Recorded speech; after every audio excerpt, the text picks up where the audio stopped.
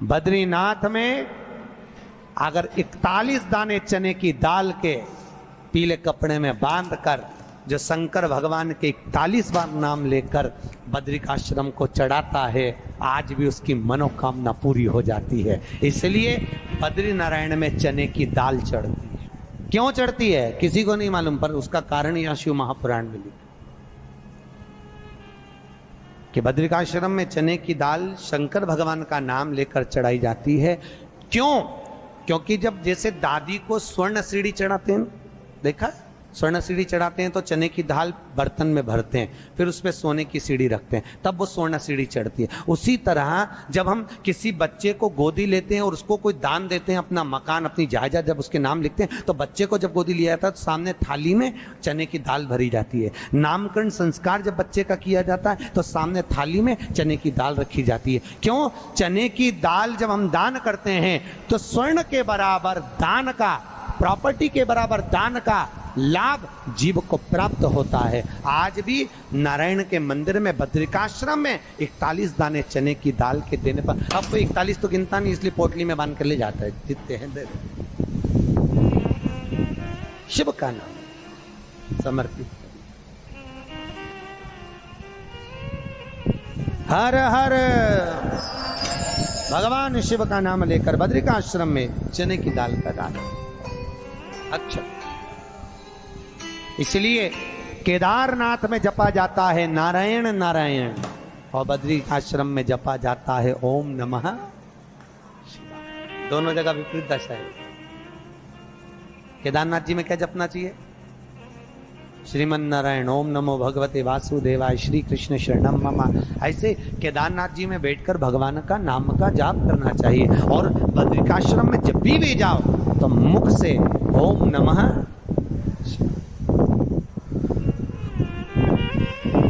ओम नमः शिवाय। जैसे व्यक्ति का कोई काम नहीं हो रहा हो, बहुत दिन से लगे हैं, बहुत समय से लगे हैं, ये काम हो ही नहीं रहा, तो शंकर जी का नाम को उल्टा कर कर जपना चालू कर दो। नमः शिवाय ओम। सीधा नाम क्या है? ओम नमः शिवाय। शिवाय नमः।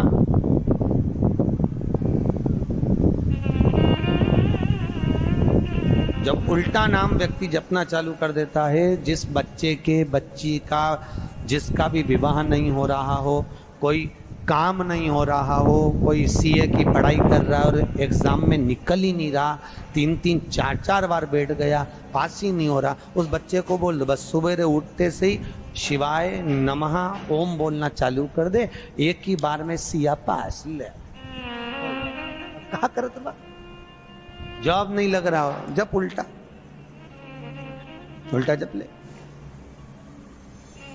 ये उसी में का हाल है।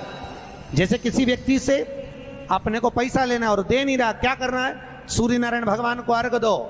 तो 21 दाने लाल मिर्ची के जो दाने होते हैं, देखें लाल मिर्ची के अंदर दाने होते हैं, उसके 21 दाने निकाल कर पानी में डाल दो और पानी में डालकर उसी जल से सूर्य को अर्घ दे दो।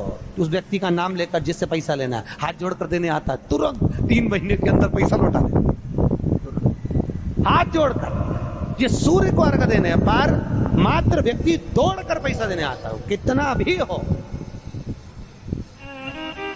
रहने नहीं देता बच्चा।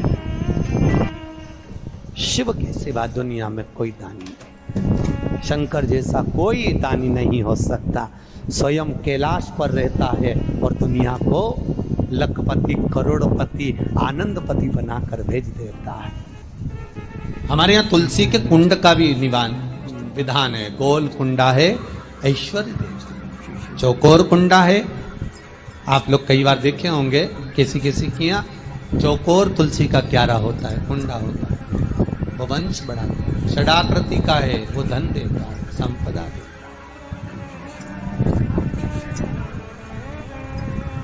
दोष हमारा है, हम तुलसी के कुंडे के नीचे शंकर जी को रख देते हैं। क्यों? कि यहीं तुलसी जी को पानी चढ़ाएंगे, यहीं शंकर जी को चढ़ा देंगे। दोष। तुलसी के कुंड के नीचे हम सर्प देव को रख देते हैं, नाग देवता रख देते हैं, पानी चढ़ाएंगे, पात्री रख देते हैं, नहीं। दोष।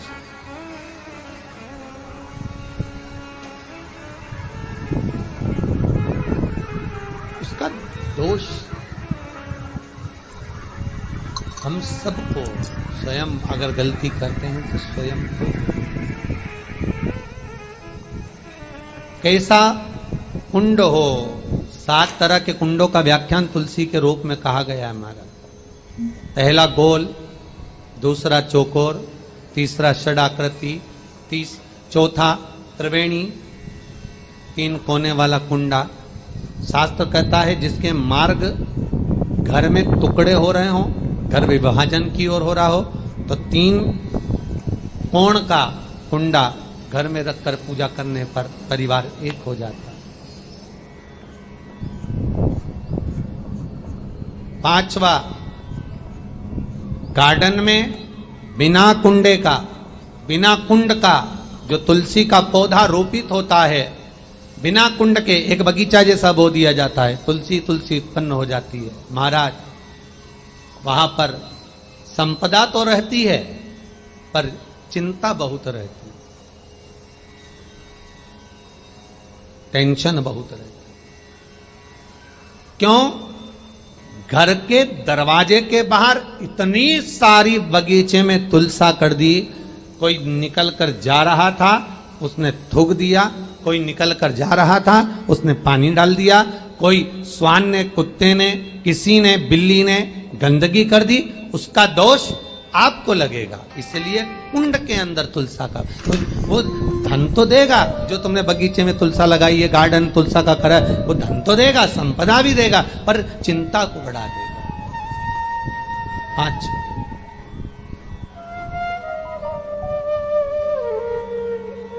महाराज, 6, तुलसी के कुंड को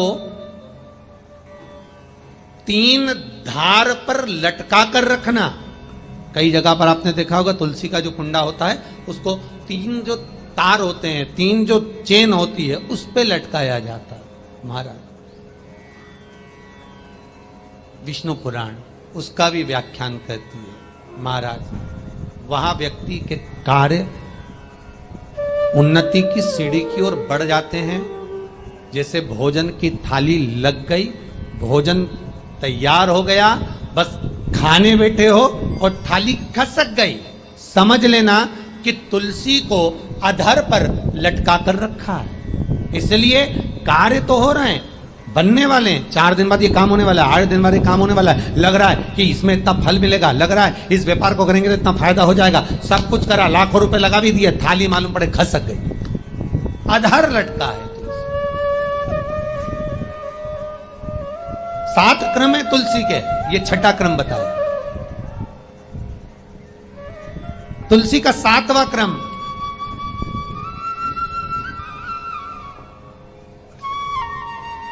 तुलसी का 7वां क्रम है। महाराज, तुलसी का कुंडा जैसा घर के आंगन में है, तुलसी का कुंड जैसे घर के आंगन में विराज रहा है, ऐसा ही छोटा सा कुंड भगवान के लिए रोपित करें। प्रतिदिन भगवान की सेवा करते समय तुलसी का कुंड सम्मुख रखकर उसकी आराधना करना, फिर उस कुंड को वापिस बाहर ले जाकर रखना, फिर दूसरे दिन पूजन के समय पर कुंड को लाकर रखना। हम तो यहां तक कहते हैं, विष्णु पुराण गर्ग संहिता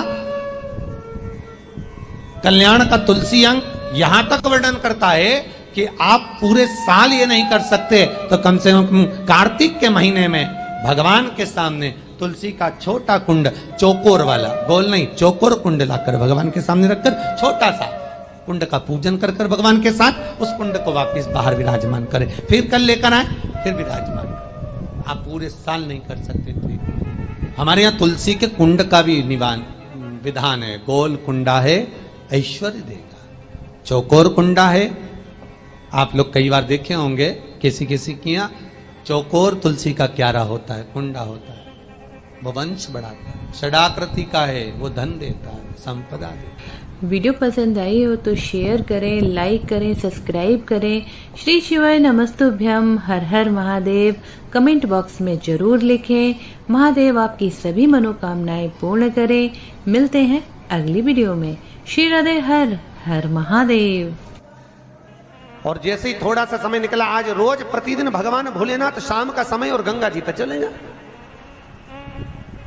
और भोलेनाथ जी गंगा जी पर जाएं, और वहां माता पार्वती को मालूम नहीं कि प्रभु आजकल हमेशा तो मेरे को साथ लेकर भ्रमण पे निकलते थे, आजकल भोलेनाथ जी जाते कहां हैं, शंकर जी जा कहां रहे हैं, पता नहीं कहां रहे। और बाबा भोलेनाथ जी का स्मरण करा। माता पार्वती ने उसी समय पर गणेश जी को भेजा, गणेश जरा मालूम करो पिताजी कहां जा रहे हैं। और पिताजी को देखकर गणेश जी आए और आकर कहा, मां पिताजी तो कुछ कन्याओं के साथ में, कुछ स्त्रियों के साथ में गंगा जी के जल में अटखेलियां कर रहे थे। इतना तो मां से कहना था। भोलेनाथ जी के शब्द सुनकर, गणेश जी के वाक्य सुनकर मां जगत जननी क्रोध में लाल हो, माता पार्वती क्रोध में लाल।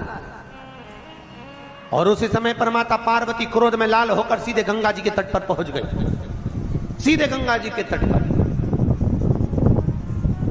और गंगा के तट पर माता पार्वती जब पहुंची और जगत जननी ने देखा 5 स्त्रियों के साथ में, 5 कन्याओं के साथ में भोलेनाथ पानी से क्रीड़ा कर रहे हैं।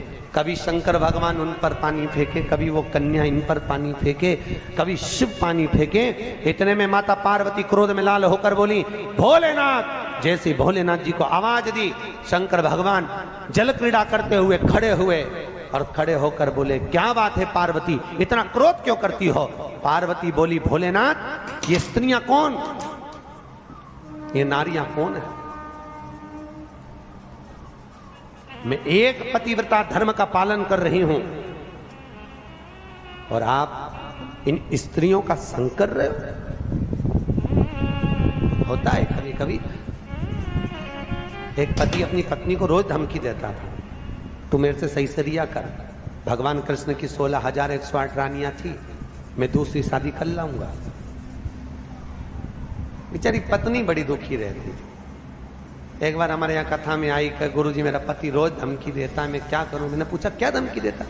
कि हमेशा बोलता भगवान कृष्ण की 16,108 रानियां, मैं दूसरी शादी कर लाऊंगा, तू मेरे से अच्छे से रिया कर। तो मैंने कहा वो तुझे धमकी देता है तो तू भी दे दे, कि द्रौपदी के 5 थे, तू क्यों?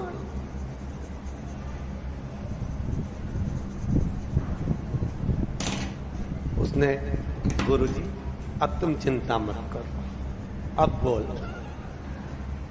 अब दूसरे दिन फिर बोला, भगवान कृष्ण की 16,108 रानियां मैं दूसरी कर लाऊंगा।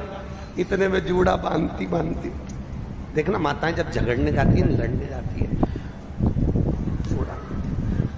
क्यों? क्योंकि मेरे हिसाब से ये जूड़े से एनर्जी मिलती होगी लड़ने की, पावर। अच्छा, पड़ोसन से 3-4 बार लड़ेगी ना तो 3-4 बार इसका जूड़ा खुलेगा, फिर बांधती बांधती बोल तो जरा बोल, मतलब एनर्जी, पावर, पावर होता है। एक पंडित जी बहुत कथा वाच रहे थे, बहुत जोरदार जोरदार कथा वाचे, तो एक सरदार जी ने पूछ लिया, महाराज इतना ज्ञान कहां से आता है तुम्हारे पास में? पंडित जी बोले, हमारा ये चोटी है ना, ये अर्थिंग का ये तार है, एंटीना, ये ऊपर से आता है, इसलिए हम बोल देते। इतने में तुरंत सरदार जी बोले, तुम्हारी चोटी से बड़े तो हमारे बाल, फिर हमको ज्यादा ज्ञानी होना चाहिए। इतने में पंडित जी बोले, ज्ञान तो तुमको आता है, पर ये अर्थिंग का तार नीचे टपक जाता है, ज्ञान आने की कमी नहीं, आता जरूर है, सब चला आया, मना नहीं है। तो भैया कभी ना बोले। भगवान शिव जब अटखेलियां कर रहे थे स्त्रियों के साथ में, 5 स्त्रियों के साथ में अटखेलियां, तो भोलेनाथ जी के सम्मुख में पार्वती मैया ने कहा, आप ये 5 स्त्रियों के साथ, 5 कन्याओं के साथ क्या कर रहे हो? कौन है ये? मैं एक पतिव्रता धर्म का पालन कर रही हूं और तुमने ये क्या करा? भोलेनाथ जी ने कहा, पार्वती मौन होइए। पार्वती को क्रोध आया, केश माता पार्वती ने खोले। भगवान भोलेनाथ को लगा ये इन कन्याओं को मार देगी। तब भगवान शिव ने कहा, पार्वती चुप हो, ये मेरी 5 बेटियां हैं, ये मेरी 5 पुत्रियां। पार्वती ने पूछा, 5 पुत्रियां कब प्रकट हो गई प्रभु? बाबा भोलेनाथ ने कहा, पार्वती जब चौसर खेलते समय तूने मेरे वस्त्र लिए, मैं जल क्रीड़ा करने के लिए, जल में तप करने के लिए बैठा, तप के करने से मेरे शरीर से पसीना बह निकला, उस पसीने से 5 धाराएं प्रकट हो गई। उस 5